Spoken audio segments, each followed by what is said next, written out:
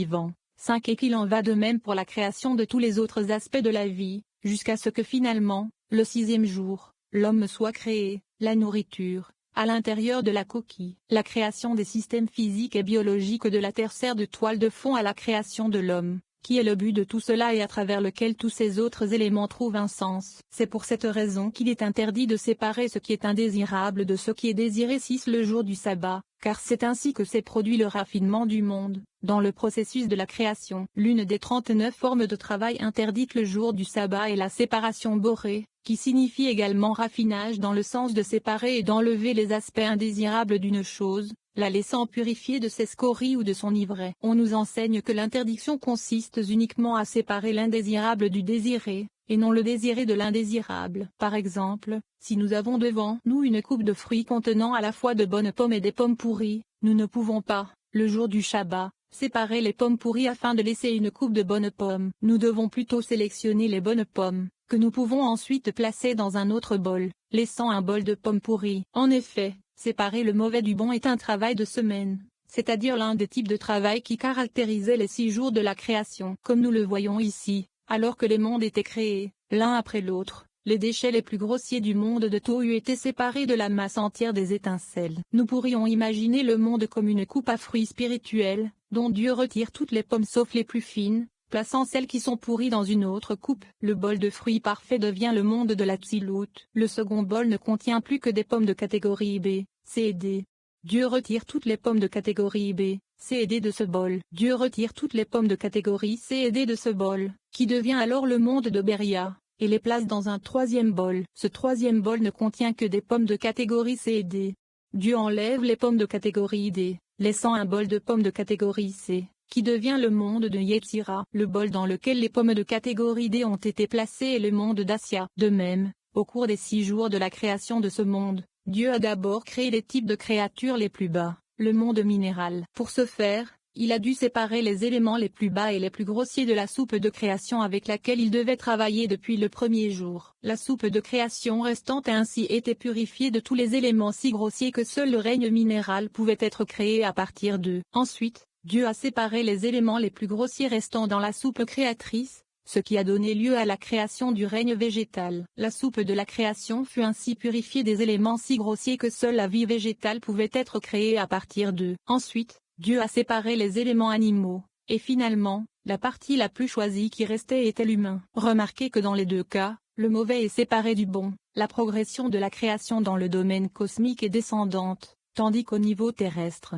elle est ascendante. En revanche, il est permis de séparer ce qui est voulu de ce qui n'est pas voulu, même le jour du sabbat, car ce n'est pas ainsi que le monde a été créé. La séparation de cette manière ne reflète donc pas le processus de création, qui n'a bien sûr pas eu lieu le jour du sabbat. Elle n'est donc pas considérée comme un travail de semaine, et est autorisée le jour du sabbat. 17 Parasha Bereshit, 2e volet. Nous continuons la discussion du passage d'ouverture de la Torah commencé dans l'épisode précédent. On pourrait se demander, le récit de la création de Zer Anpin et Noukba, ainsi que la création de l'humanité, se répète. Tout d'abord, la Torah nous dit que Dieu créa les cieux et la terre, faisant référence à Zer Anpin et Noukba. Le récit des 7 jours suivants fait référence aux 7 extrémités de Zer Anpin et Noukba, comme on le sait. Puis, le 6e jour, la Torah nous dit que Dieu créa l'homme à son image, et plus loin, que Dieu forma l'homme de la poussière de la terre, interrompant ces 2 récits avec sa description de ce qui s'est passé le 7e jour, comme il est écrit, et les cieux, et la terre, furent achevés. Dans le premier récit de la création, la Torah mentionne à la fois l'homme et la femme, alors que dans le second récit, dans l'ordre de Dieu, de créer l'homme, la femme n'est pas du tout mentionnée. Si l'ordre était de créer uniquement Adam, pourquoi Ève a-t-elle été créée? Nous voyons que, même dans le second récit de la création, après l'ordre, la femme a été créée, car la Torah décrit ensuite comment Dieu a fait descendre un profond sommeil sur l'homme, et ainsi de suite. Nous allons maintenant l'expliquer. Depuis le monde primordial d'Adam Canmon, le nom 72 ne s'est pas manifesté, seul le nom 63 a commencé à se manifester par la bouche, le nez, et ce Torah. C'est pourquoi, la Torah commence par la lettre Baï, en référence au nom 63. Lorsque le nom 63 est sorti, d'Adam Canmon, il s'est manifesté par les voyelles du nom 63. Ce qui est la signification mystique des rois primordiaux, les dômes. C'est ce à quoi fait référence l'expression les cieux et la terre, qui fait allusion aux 7 rois qui ont été brisés. Puisque la lettre E fait allusion au nom 63, la lettre E est préfixée, comme article défini, dans les cieux et la terre. La particule définie, et, est utilisée 2 fois pour faire allusion aux Zerampin et à la Noukba de Assia dans la Tzilut après la rectification, car la racine de tous ces éléments se trouvait ici. Et puisque la chute primaire a eu lieu à Noukba, la Torah dit que la terre était un chaos. En se concentrant sur elle, Zerampin est seulement mentionné, par le vav préfixé, dans le mot et la terre était. Les mots suivants sont chaos, vide et ténèbres, faisant référence à l'éclatement des vaisseaux. Comme il y avait de nombreux niveaux d'éclatement, chaque tesson de vaisseau, descendant plus bas que le suivant, la Torah utilise divers termes pour décrire le cataclysme, disant chaos, vide et obscurité. Le nom 52 a été inclus ici, dans le nom 63. Nous voyons cela dans le fait que c'est à partir des ruines de ce nom 63, dont les vaisseaux ont été brisés, que s'est produite la rectification, via le nom 45, qui a été utilisé pour rectifier la réalité. De cette manière, les scories ont été retirés du nom 63. Ceci est indiqué par le fait que le mot formé par les lettres représentant le nombre 63, Samek Jimel, forme la racine du mot pour crasse, Sijim, comme dans le verset, tout le monde est crasse, complètement immonde. Apostrophe. Le résultat de cette rectification a été que le nom 52 a été séparé du nom 63 original. Ainsi, le nom de 52 était latent dans le nom de 63. Pour cette raison, le chaos est mentionné ici 2 fois, une fois explicitement, et une seconde fois par allusion, puisque les initiales des mots pour la terre étaient chaos et vide à l'envers épellent le mot pour chaos. L'un correspond au nom 63 et l'autre au nom 52. Latent en lui. On sait que les vaisseaux qui se sont brisés sont descendus au niveau du monde de Béria. Ceci est indiqué par la phrase et les ténèbres étaient sur la face de l'abîme. Les dernières lettres de ces mots forment le mot pour vaisseau. C'est là, au début de Béria, que se trouve la face de l'abîme, car de ce point vers le bas, il n'y a que de l'eau. La phrase et l'Esprit de Dieu planait au-dessus de l'eau fait référence à la lumière que les récipients ne pouvaient pas contenir, et donc seulement planait au-dessus, du niveau auquel fait référence l'eau. Aucune lumière n'est descendue dans les récipients, à l'exception de 288 étincelles. C'est ce qu'indique le mot planait, me rachauffait, qui peut se lire 288. Étincelles, sont mortes, c'est-à-dire qu'elles sont descendues.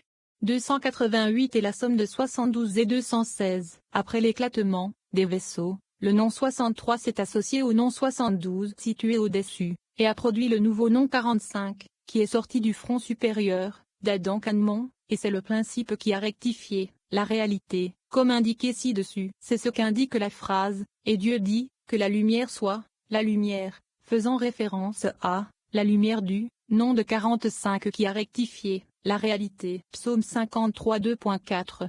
Élu de la lumière fait référence à la rectification réelle, qui a eu lieu pendant les 7 jours de la création. La Torah dit donc à la fin du récit de la création, car sur elle il se reposa de toute son œuvre, car l'œuvre n'a eu lieu que dans le monde d'Atsilut, dans la mesure où tous les autres mondes, Béria, Yetzira et Assia, ne sont que le sceau d'Atsilut. Il est donc dit que car sur elle il s'est reposé de toute son œuvre. Jusqu'à ce point, dans le premier récit de la création, l'homme n'a pas été mentionné. Tout ce qui a été mentionné est le ciel et la terre, au-dessus, au niveau du nom de 63. Et les jours suivants de la rectification, comme indiqué. Après l'achèvement de la rectification de la Tzilut, l'homme est mentionné à partir de ce point, en référence à Zerampin de Béria, de Yetzira et de Assia. Lorsque, la Torah, dit dans son récit du 6e jour, et Dieu créa l'homme à son image, cela fait référence à l'homme de Béria. La phrase précédente, faisons l'homme, fait référence à l'homme de Assia, tandis que la phrase suivante,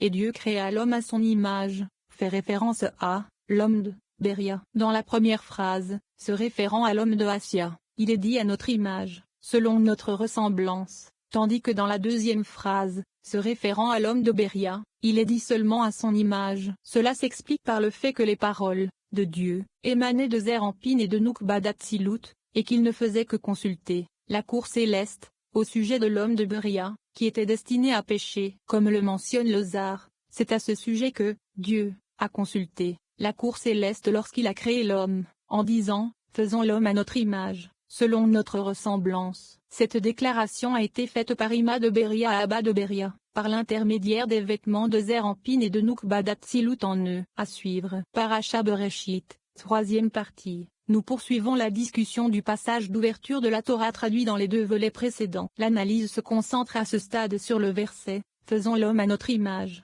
selon notre ressemblance ». L'image et la ressemblance proviennent toutes deux de l'aspect féminin, de l'intellect, ima, qui habille la progéniture, qu'elle produit, ce vêtement, et l'image. Ainsi, la valeur numérique du mot pour image, tselem, 160, plus le kollel, est la même que celle du nom ayé lorsqu'il est épelé avec la lettre iud, qui dénote le principe féminin. Comme nous l'avons vu, le nom ayé est principalement associé à bina, et a donc une nature féminine. Tselem, tzadik lamed même égale 90 plus 30 plus 40 égale 160. Ayé, alé iud, quand il est épelé avec la lettre iud, devient alé la mépé 1 plus 30 plus 80 1111 et iud 5 plus 10 15 iud vav dalé 10 plus 6 plus 80 et iud 5 plus 10 15 161. La différence est que l'image est ce qui m'adonne au mâle, progéniture, zérampine, et la ressemblance, qui a plus une forme, et ce qui m'adonne à la femelle, progéniture,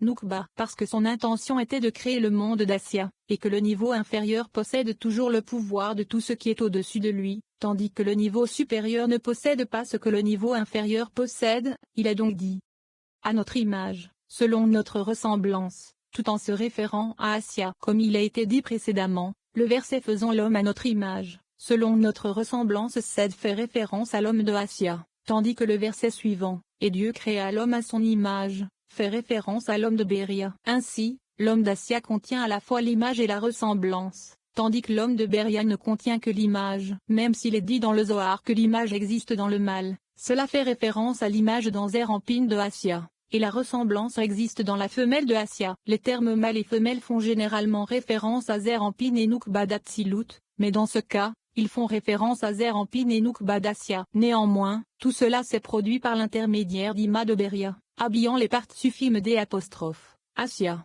et tout cela est le féminin. Ainsi, la question portait uniquement sur l'homme d'Assia. Comme il a été dit précédemment, l'affirmation « faisons l'homme à notre image, selon notre ressemblance » était une question posée par Ima de Béria à Abba de Béria. Faisons-nous l'homme? La question était de savoir s'il fallait faire l'homme d'Assia, puisque son homologue terrestre, l'homme mortel, était destiné à pécher. La Torah dit ensuite « et Dieu créa l'homme à son image ». Cela fait référence à l'homme de Béria, c'est pourquoi le verbe est-il créa. Ainsi, après avoir posé la question de savoir s'il fallait ou non créer l'homme d'Assia, on nous dit seulement que l'homme de Béria a été créé. Cela signifie-t-il que l'homme d'Assia n'a pas été, en fait, créé? En ce qui concerne l'homme d'Assia, il n'était pas nécessaire de mentionner qu'il avait été créé, car cela est évident. Une fois qu'il a été mentionné dans la question, il était suffisant, pour Dieu, de parler de cet acte, dans la Torah. Pour le faire, c'est le sens du verset « Les cieux ont été faits par la parole de Dieu », en référence à l'homme d'Assia. Aucun acte explicite de création n'était requis, il suffisait de soulever la question de sa création dans « La question est d'en parler ». Ensuite, la discussion revient maintenant au verset décrivant la création de l'homme de Béria, « Et Dieu créa l'homme à son image ». Ce verset continue. À l'image de Dieu, il le créa. Cela fait référence à l'intellect qui entre, l'homme de Béria, revêtu d'une Etzaod de Ima, qui est appelé image, comme on le sait. Le partsuf de Zérampine de Béria, l'homme de Béria, reçoit son intellect de Ima de Béria. Les Shoma Binadat d'Ima sont revêtus d'une Etzaod d'Ima, et dans ce paquet elles entrent dans les Shoma Binadat de Zérampine. Ce paquet est l'image de Ima, désignée par le nom Elohim utilisé dans ce verset, dans laquelle l'homme de Béria est créé. Il n'y a pas eu de commandement donné à cet homme de Béria de ne pas manger de l'arbre de la connaissance. En effet, comme ce monde, de Béria, est pur de tout mal, il n'y avait aucune crainte que quelque chose de mauvais n'arrive s'il en mangeait. Le problème de la consommation de l'arbre de la connaissance est qu'en le faisant, la personne qui le mange intériorise, c'est-à-dire subjectivise, sa perception du bien et du mal. Dans le contexte du monde d'Assia, où le mal est présent, cela signifie que la personne peut ne pas savoir si quelque chose est bon ou mauvais. Dans le monde de Béria,